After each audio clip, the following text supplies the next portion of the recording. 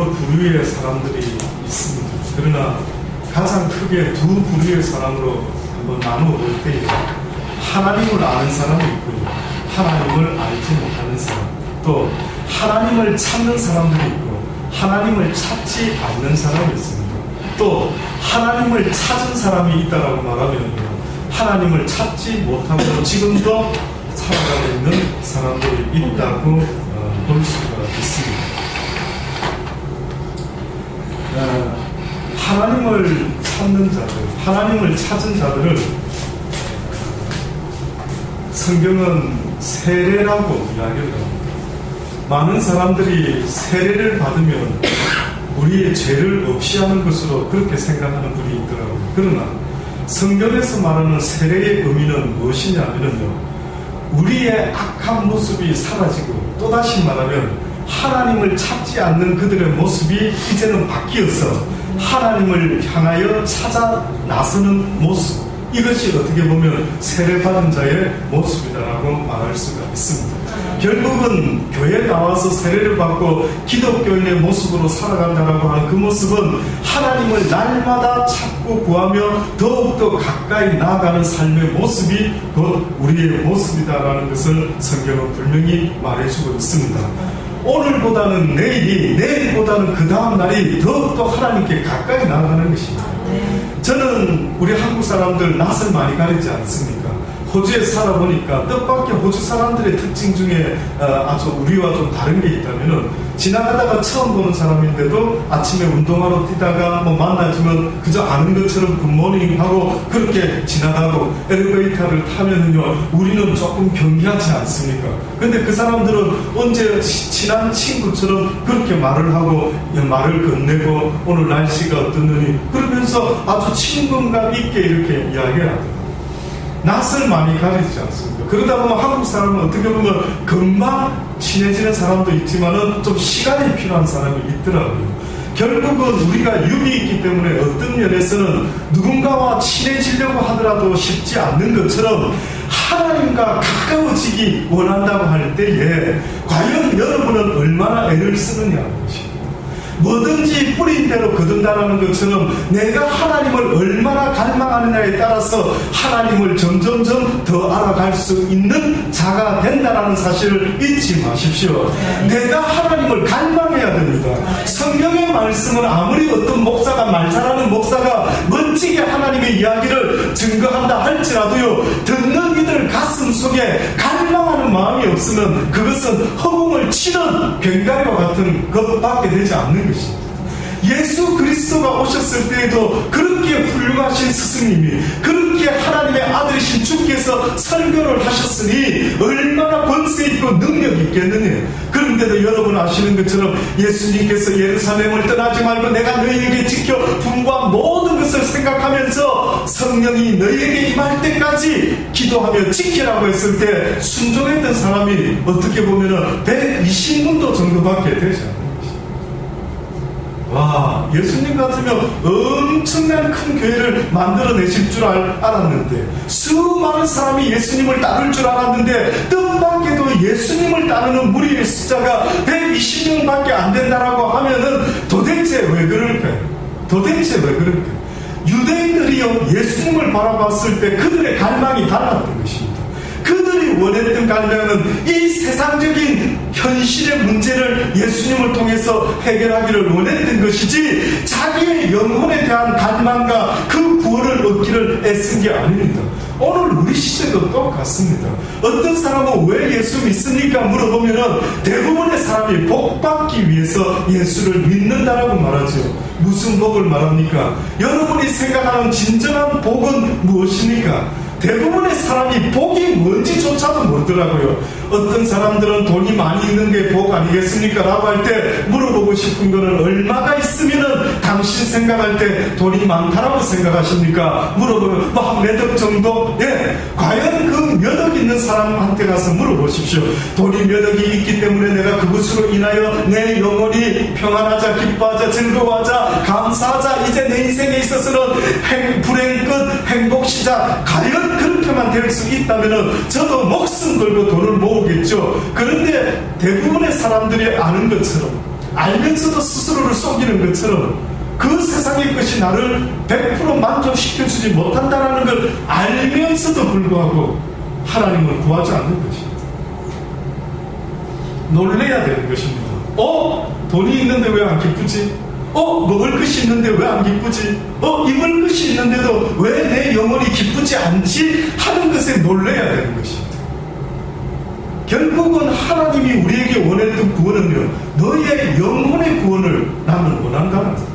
네 육신이 가난한 데서 부자로 되는 구원을 말하는 게 아니라는 것입니다. 너의 영혼이 아무리 세상 것이 많아도 네 영혼을 채울 수 있는 세상 것은 없다라고 성경이 말합니다. 왠줄 아십니까? 나의 영혼은 세상보다도 귀한 존재로 지음을 받았기 때문에 세상 것이 내 영혼을 만족시켜 줄 수가 없는 것입니다.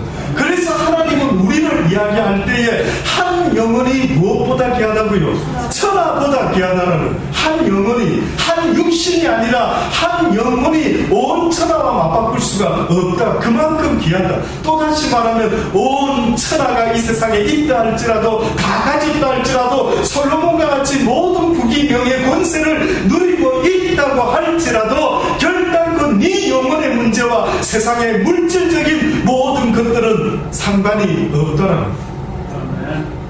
그래서 성경이 뭐랍니까? 오직 세상이 줄 수 없는 것을 내가 주기를 원하니 너희들의 영혼이 목마른 자들아 다 누구든지 내게 오라고 했던 것은 육신적으로 가난한 자들아 내게 오라고 말씀한 게 아니라 너희들의 영혼이 공고하고 피곤하고 외롭고 쓸쓸하고 이상하네요. 교회를 오래 다녔는데도 왜 내 영혼은 변화가 안 일어날까요? 왜 나는 목사님의 아들이고 목사고 뭐고 하는데 많은 사람들이 교회 다니면서 너무나 척을 잘하는 것 같습니다. 행복하지 않으면서 행복한 척, 자기는 하나님을 그리 믿지 않으면서 믿는 척, 기뻐하지 않으면서 기쁜 척, 외로우면서 외롭지 않는 척, 쓸쓸하면서 쓸쓸하지 않는 척, 목마르면서 목마르지 않는 척. 저는 날마다 목마르다. 내 영혼은 날마다 목마릅니다. 내 영혼은 육신과 같이 어떻게 보면 육신이 아무리 오늘 맛있는 뷔페를 먹었다 하더라도 내일이 되면 또 밥을 먹어야 되는 것처럼 성경은 우리에게 말씀하지 않습니까? 날마다 일용할 양식을 구해야 되는데 그것은 바로 내 영혼의 양식이 돼.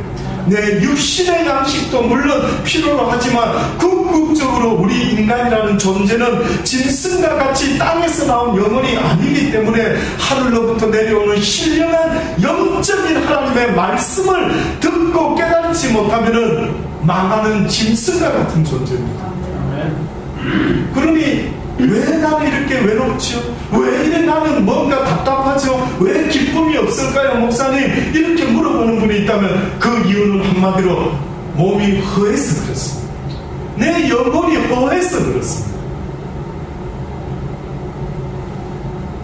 내 영혼에게 필요로 하는 딱 한 가지가 있다면 그거는 생명의 말씀인 여호와 하나님의 진리의 말씀을 날마다 듣는 것입니다. 때로는 성경을 직접 읽겠지만 주님은 때로는 나와 들으라는 것입니다. 주님께서 세운 종들, 주님께서 지혜와 지식과 깨달음을 준 가르친 그 종들을 통해서 오늘도 뭐라고 말합니까? 전도에 미련한 것으로 하나님의 지혜에 있어서는 이 세상이 자기 지혜로 하나님을 알지 못하는 거로 하나님의 종들을 통해서 입술로 나오는 전도의 미련한 방법으로 하늘의 영원한 영생의 말씀을 전하게 되었으니 하나님께서 이 방법을 기꺼이 택했다라고 하는 것입니다. 바울은 오늘 본문 18절에 뭐라고 말합니까? 십자가의 도가 멸망하는 자들에게는 미련한 것이요 구원을 얻는 자들에게는 하나님의 능력이다. 십자가의 도라는 것은 예수 그리스도께서 나의 죄 때문에 십자가에 달려 죽어 주셨습니다 라고 하는 이 진리를 듣는 자가 아니 예수가 나와 무슨 상관이 있어? 그런 이야기가 어디 있어? 2000년 전에 그가 나와 무슨 상관이라고 나 때문에 십자가에 달려 죽었단 말이야 라고 말하는 미련한 자들에게는 오직 멸망에 이르는 일. 그들이 십자가의 도를 듣고 깨달았으면 구원을 받지만 듣고도 깨달지 못했으니 그 진리의 복음이 그들에게 증거가 되어 그들로 멸망에 합당한 자가 되게 만들어요. 참 놀랍지 않습니까? 그러니 성경의 진리의 말씀이 들려졌을 때 선택하고 선택하지 않는 차이는 바로 멸망과 영원한 생명이라고 성경이 말하는 겁니다. 그래서 믿지 않는 자들에게는, 멸망하는 자들에게는 미련한 것이 될 것 같아 보이지만 구원을 얻는 우리에게는 하나님의 능력이 된다라고 말씀하고 있는 것입니다. 과연 세상에 지혜 있다라고 말하는 것이 뭘까? 이 세상에 지혜 있는 자의 그 지혜를 무슨 기준으로, 어머나 저 사람 참 목사님 지혜 있네요, 어머 지혜 있는 학생이네, 지혜가 있네, 기준이 뭔 줄 아십니까? 성경이 말하는 그 기준은 여호와 하나님을 아는 자인지 모르는 자인지가 바로 지혜의 기준인 거죠. 세상에 아무리 공부를 많이 해서 신학 박박사가 된다 할지라도 만약에 그가 하나님의 십자가의 도에 대해서 알지 못하면은 성경은 그를 가르쳐서 미련한 자, 지혜 없는 자, 세상에 지혜 있는 자가 어디 있느냐, 선비가 어디 있느냐, 이 세대에 변사가 있느냐, 어디 있느냐. 하나님께서 이 세상의 지혜를 미련케 하신 것이 아니며, 또 다시 말해서 하나님을 알지 못하는 그들은 곧 이 세상에 미련한 자 아니겠느냐. 유대인은 표적을 구하고 헬라인은 지혜를 찾으나 우리는 십자가에 못 박힌 그리스도를 전하니 유대인에게는 거리끼는 것이요 이방인에게는 미련한 것이로되 오직 부르심을 입은 사람들에게는 유대인이나 헬라인이나 어떤 사람도 상관없이 그리스도는 하나님의 능력이 되어 하나님의 지혜가 되느니라. 아멘. 부르심을 입은 자. 성경은 모든 자를 위한 게 아닙니다. 결단코 그렇지 않습니다. 성경은 모든 자를 위하는 것이 아닙니다. 예수님이라는 이름이 무슨 뜻인 줄 아십니까? 저희 백성의 죄를 구원할 자로 이 땅에 아무나 구원하는 것이 아닙니다. 그런데 어떤 사람은 보면은 그 예수를 믿을만한데 결코 믿지 않습니다. 아무리 몇십 년 동안 옆에서 예수 믿어야 된다라고 아무리 이야기를 해도 어떤 사람에게는 결단코 그 예수님이 믿어지지 않는 것입니다. 그런데 오직 부르심을 입은 자들에게는 유대인이나 헬라인이나 한국 사람이나 미국 사람이나 호주 사람이나 그리스도는 하나님의 능력이요 하나님의 지혜가 된다.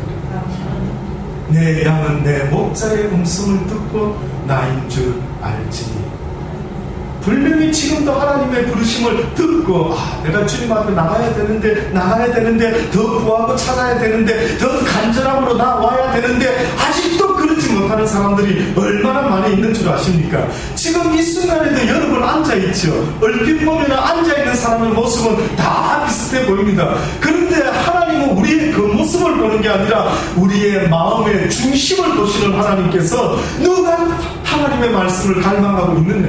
지금 이 시간에도 어떤 사람은 듣고 깨달을 수가 있겠지만 어떤 이는 그냥 앉아서 시간만 흘러가는 사람이 있는데 많은 사람들이 그러더라고요. 어디 목사님 중에 좀 멋진 능력 있는 목사님이 없을까? 누가 나를 좀 변화시켜 줄 만한, 나에게 아주 은혜의 시간을 줄 만한 목사님이 없을까? 목사님을 찾지 말고요, 만군의 여호와 하나님을 갈망할 수 있어야 되는 것입니다. 그 갈망하는 자의 모습이 곧 부르심을 입은 자의 모습이라는 사실을 잊지 마십시오. 하나님의 사람은 갈망합니다. 하나님의 사람들, 부르심을 입은 자, 주를 사랑하는 자, 모든 것들이 협력하여 선을 이루게 된다는 바로 그 사람들의 삶의 모습 속에서는요, 날마다 하나님을 찾고 구하는 모습이 있을 수밖에 없는 것입니다. 갈망하셔야 됩니다. 그래서 뭐라고 말합니까? 이런 비유가 있죠. 목마른 사슴이 시냇물을 찾듯이 메마른 영혼이 여호와를 찾으면 하나님은 찾는 자에게 나타나십니다. 믿어지시기를 주의 이름으로 축원합니다. 믿어지시기를 바랍니다. 저도 모태신앙입니다. 저도 지금 한 가지, 모든 게 다 똑같다 할지라도 한 가지 차이가 있다면 항상 목마릅니다. 맛본 사람이 더 목마른 거 아시지? 한번 먹어본 사람. 만약에 맛있는 음식을 먹었을 때 어머나 왜 이렇게 맛있어 이거? 그럼 또 먹고 싶고 또 생각나고 그러지 않습니까? 제가 여기 부산에 1년 반 전에 왔을 때 더더이 국밥을 한번 먹어 맛있는 겁니다. 호주에서는 먹어보지 못했던 20년 만에 정말 잊어먹었던 어떤 한국의 국밥 맛을 느끼고요. 틈만 나면 누가 저보고 뭐 식사 한번 하십시다 하면 저는 더더이 국밥집을 갑시다라고 그렇게 했죠. 아주 출근 도장 찍듯이 가서 줄 서서 먹어드렸습니다. 처음에는 육은요 먹고 또 먹고 한참을 먹었지만 어느 순간 되니까 조금 시들하더라고요. 이제 딴 게 없나? 육은 그렇습니다. 그런데 하나님은 우리에게 뭐라고 말씀하냐면 내가 주는 이 생수는 먹고도 또 더 먹고 싶고 또 더 먹고 싶고 또 더 먹고 싶어가지고 날마다 맛본 자들이 더 주소서 하고 갈망이 더 되는 겁니다. 쉽게 말하면 예수 믿은 지 1년차, 2년차, 3년차 계속 시간이 가면 갈수록 뜻밖에도 하나님을 갈망하는 자들의 모습 속에는요 놀랍게도 신앙생활이 오래되면 오래될수록 더 갈망해야 되는데 보니까 오래 묵은 성도들이 어느 순간에는 뜻밖에도 갈망하지 못하더라고요. 오죽했으면 뭐라고 계시록에 말씀합니까? 첫사랑을 너희가 잃어버리지는 아니했는지 돌아봐라. 처음에 그 좋았던 그 아주 달콤했던 사랑의 맛 혹시 그걸 잃어버리고 있지는 않는 거예요. 그러니 신앙생활 할 때에 날마다 하나님 앞에 나아가지 못하고 더 갈망하지 못하게 되면 어느 순간에 보면요 나의 믿음의 모습이 점점 반대로 습관적으로 외식적으로 변해가는 내 슬픈 모습을 영혼을 보게 되는 것입니다. 이제는 어느 순간부터는 감동이라고는 어떤 목사도 세상에 나를 감동시킬 사람이 없는 거예요. 끄떡도 안 합니다.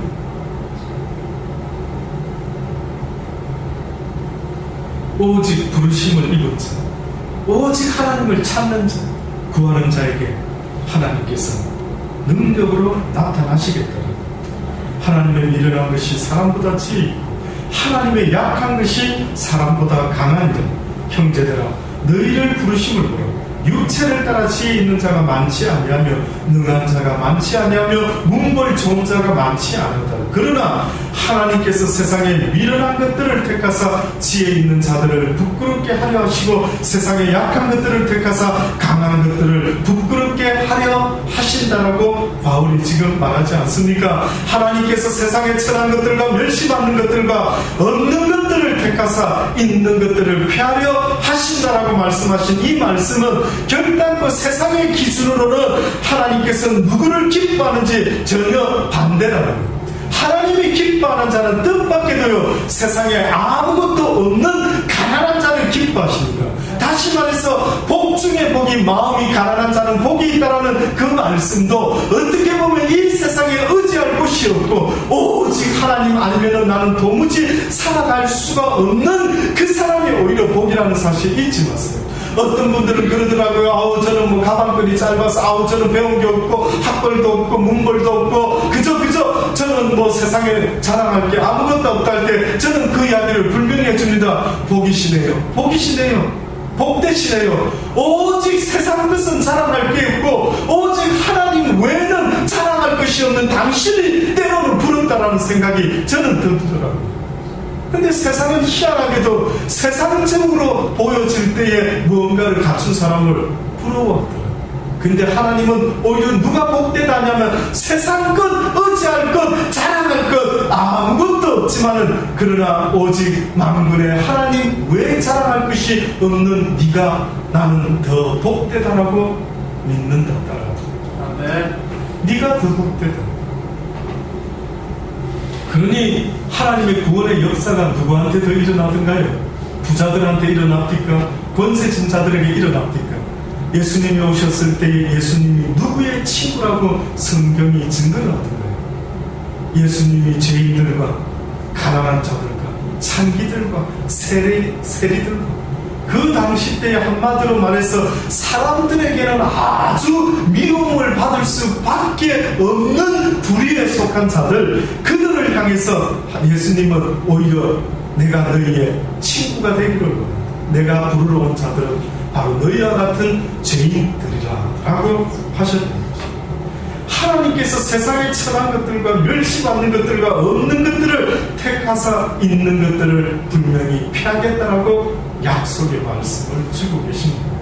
이는 아무 육체라도 하나님 앞에서 무엇하지 못하게 하려고요? 자랑하지 못하게 하려 하십니다.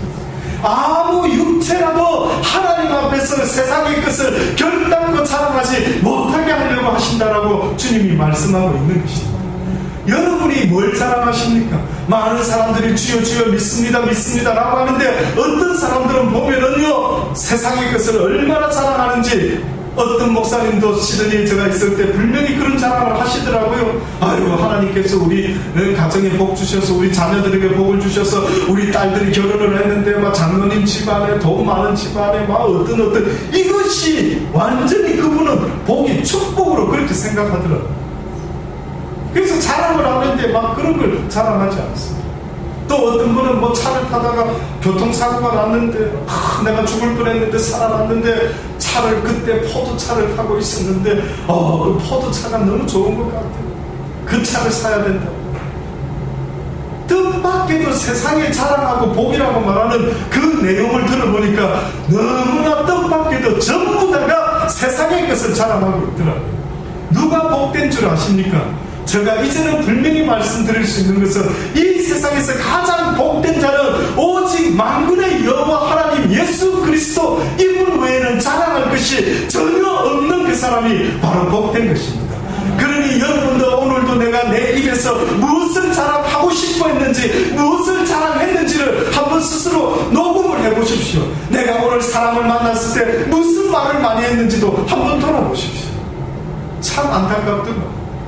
어떤 사람은 예수님 이야기할 때처럼 그렇게 오히려 세상 이야기할 때 그래 열정적으로 하는 것을 하나님 이야기할 때 했으면 참 하나님이 기뻐할 텐데 여러분은 무슨 이야기할 때 그렇게 열정적으로 이야기를 하십니까? 사도 바울이라는 사람이 그래서 얼마나 멋진 사람인 줄 아십니까? 바울의 묵시록에 보면은 바울이 어느 날 하나님께서 세 번째 하늘로 이렇게 데려가셨다는데 그때 하늘나라에 소문이 막 퍼져서 뉴스가 와! 이 땅에서 그 사도 바울이라는 바울이 지금 하나님의 나라에 왔대 해가지고 뭐 거기 보니까 수많은 하늘의 선진들이 바울을 구경하러 왔다. 도대체 바울이 누굴까 보고 싶었는데 누구지? 왜 그렇게 바울을 좋아했나 봤더니만 바울은 이방 사람들을 전도를 그래 많이 한 것이에요. 예수 옛자도 모르는 그들을 전도를 그렇게 많이 한 것입니다.